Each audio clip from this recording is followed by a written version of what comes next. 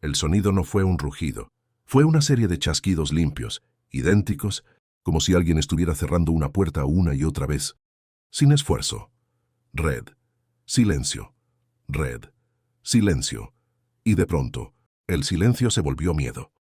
En Oracle Arena, una noche cualquiera de enero, el marcador empezó a comportarse como si estuviera roto. Los defensores miraban al banquillo buscando una explicación, pero no había ajuste que alcanzara. Klay Thompson no celebraba, no gritaba, solo caminaba de regreso a su lado de la cancha, con la misma expresión de siempre, como si lo imposible fuera un trámite. ¿Qué se necesita para que un jugador durante 12 minutos convierta el básquetbol en una experiencia fuera de la lógica y deje un récord que todavía suena a exageración? Klay había aprendido desde niño a vivir cerca de lo extraordinario. Su apellido ya tenía peso antes de que él pudiera entenderlo, y crecer en ese entorno es una bendición que también puede ser una sentencia.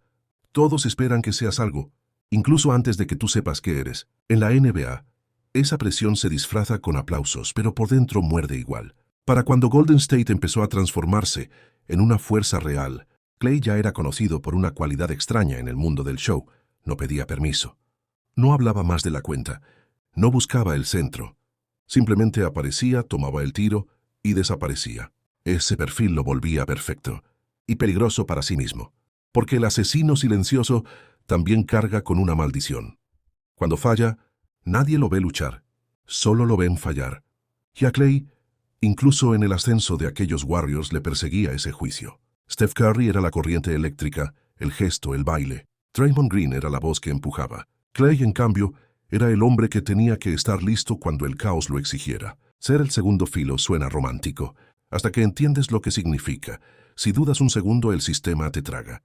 La temporada traía una promesa nueva y una ansiedad vieja. Steve Kerr había llegado con ideas frescas y con una calma de laboratorio.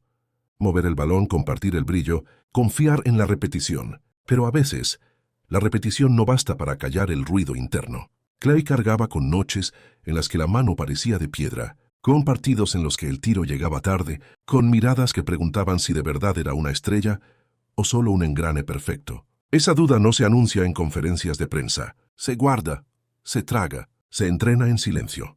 El 23 de enero de 2015, Sacramento llegó a Oakland como llega un rival de división, con la intención simple de fastidiar la fiesta. No era una final, no era un Game 7. Precisamente por eso es tan inquietante lo que ocurrió después. El mundo no se rompió en un escenario épico, se rompió en una noche ordinaria, cuando nadie estaba buscando un milagro. En la primera mitad, el partido respiraba normal. Contacto, empujones, tiros que entran y salen. Klay metía algunos, fallaba otros. Al descanso tenía 13 puntos. 13, nada que anuncie una leyenda. Y entonces llegó el tercer cuarto, y con él el primer quiebre. El instante en que algo se enciende y ya no se apaga con un simple ajuste. La secuencia empezó como empiezan muchas cosas grandes, con un tiro correcto. Un triple desde el ala, recibido en el ritmo exacto, sin drible. El tipo de tiro que Klay toma miles de veces en prácticas cuando el gimnasio está vacío y no hay cámaras. La diferencia fue lo que pasó después. Sacramento reaccionó tarde, como si ese triple fuera un recordatorio, no una amenaza. Klay volvió a correr la misma ruta, a pedir la pelota con los ojos, a plantarse un segundo antes. Otro disparo, red, y el aire cambió, no con euforia, sino con una incomodidad sutil. La sensación de que algo ya está en marcha, y nadie sabe cómo frenarlo. Kerr lo vio, Curry lo vio. El banquillo lo sintió como se siente una tormenta antes de caer, por la manera en que el cuerpo se prepara sin preguntar. Y ahí llegó una decisión que empuja la noche hacia el borde. Golden State dejó de jugar bonito por un momento, y empezó a cazar una idea. Alimentar a Klay, no por ego, sino por instinto. Porque cuando un tirador entra en ese estado, negarle la pelota es casi un pecado. Sacramento pidió un ajuste, más cercanía, manos arriba, cambiar marcas. La teoría es sencilla.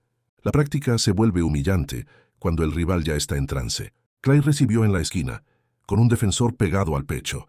No importó. Soltó la bola en un arco alto, limpio, como si estuviera solo. Red. La gente se levantó, pero no para celebrar, para comprobar que había visto bien. Ahí llegó el segundo quiebre, el más peligroso para cualquier defensa. El momento en que el cerebro, desesperado, empieza a pensar demasiado. En lugar de perseguirlo con instinto, los Kings empezaron a dudar. ¿Cambio? ¿Ayuda? ¿Doblo? Y cada duda es medio segundo. Y medio segundo es una eternidad para alguien que vive del ritmo. Clay no era un jugador que necesitara espacio. Necesitaba una fracción de tiempo. Y de pronto, Sacramento le estaba regalando fracciones en cada posesión. El balón volaba de mano en mano, como si los Warriors estuvieran poseídos por una sola idea. Fase extra, pantalla, relevo. Y Clay, siempre Clay, esperando en el lugar exacto donde duele. No había dribles innecesarios. No había coreografía. Era una ejecución clínica, casi cruel. Cada tiro entraba con la misma música. Red, silencio breve, otro red. Cuando el estadio empezó a contar los encestes, sin darse cuenta, la defensa ya estaba partida. No había orgullo que alcanzara para cerrar el espacio. No había piernas frescas que llegaran a tiempo. Se veía en los hombros caídos, en la mirada perdida hacia el aro, como preguntándole por qué estaba traicionando las leyes del juego. Y sin embargo, lo más perturbador era él. Clay seguía con la cara tranquila. El pecho apenas subía y bajaba, como si su cuerpo estuviera separado de lo que estaba haciendo. Hay jugadores que se encienden con gritos. Clay se enciende con silencio. Es un fuego frío. El tipo de fuego que no te avisa hasta que ya quemó la casa.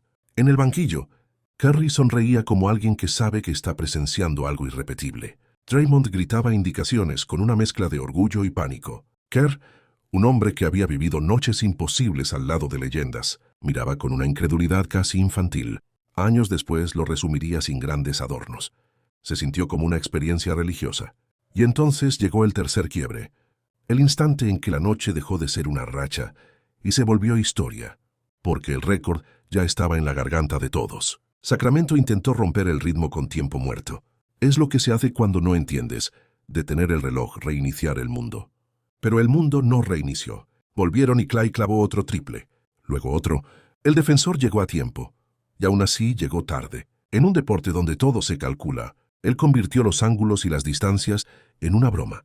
Cada enceste era un mensaje.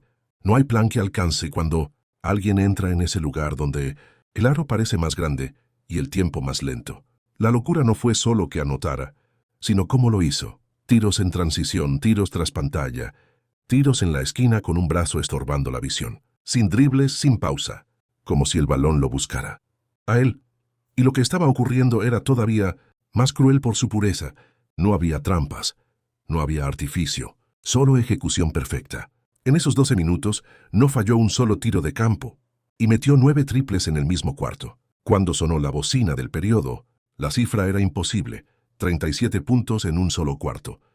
12 minutos, el tipo de número que suena a mito porque el cuerpo humano no está diseñado para sostener esa precisión. Clay había metido 13 tiros sin fallo y el estadio explotó tarde, como si necesitara un segundo para procesar que lo que había visto era real. En la banca rival, algunos solo negaban con la cabeza.